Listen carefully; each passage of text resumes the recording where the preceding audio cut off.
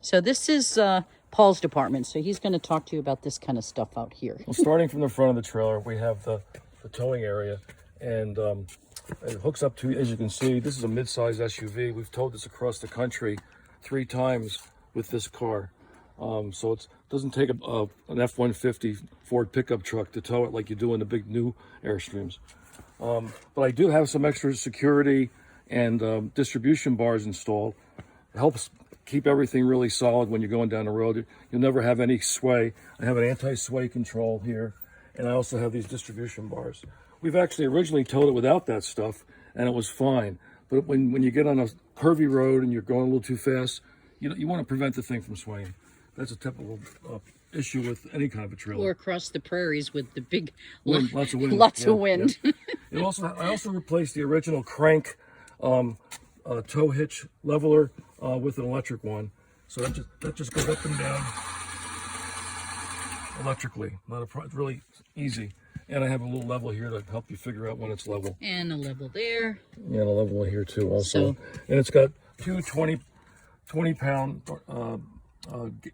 liquid propane tanks. So when one's done, you just flip it over with this control valve here to the other. And they're polished aluminum. There's also meters on there to tell you how low they are. And we got the aluminum polished tanks, so you fill them up, you don't replace them. And right there. And that's where you put your fresh water in. Yep. For the freshwater tank. And we are disclosing everything. This is a 67-year-old camper. Everything works. However, it does have a few little nicks, Patina. and we will point the character right flaws there. out. There's one little one there. It's about the size of my finger. There's one here. This one. It's hard to see. It's hard to see, but it is a little indentation. It's I can't. Yeah, there's no way to really tell you, but it's maybe from that angle you can kind of see just a little there. Yeah. Okay, then there's all the running lights and tail lights are LED, and it's got a deadbolt lock on the door. That's important to make sure the door is extra secure so it doesn't fly open. You can see that there. Yep. Speaking of flying open, it did fly open once. And it put a dent right there. That's the other little. So you're not going to have that problem because you already have it. So think of it as if you did forget it, it will go into this same little dent. But that's about all there is as far as. That's the original wheels. Yeah. I had rebuilt the springs are brand new springs. The axle is the original and it's very solid. I had it X-rayed. It's a solid axle. This is the vents for the refrigerator. Of course, it's a gas refrigerator. And there's vent at the top. And you can see a little wire up there, but you can't see the solar panels from down here. There's 2 solar panels, and they're not the type that are the square, hideous ones that are flat on top. They're the ones that contour to the body. So it really builds right in. Nobody even knows you got solar panels up there. 200 watts of solar power. That's the exhaust vent for the air conditioner.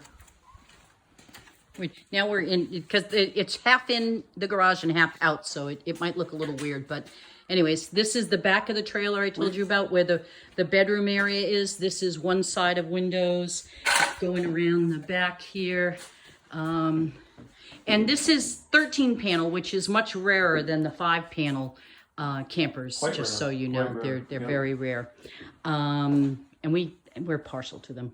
This is our second one. We love them. And show them the storage. So the exterior storage, you've got tons of room. Paul keeps like hoses, the spare tire is in there. Hoses, electrical, also a gray water tank, and whatever else you can fit in there. And you can also access this baggage area from under the bed on the inside. Right. So if you did want to get something out and it's pouring rain, you don't have to go outside. Yeah.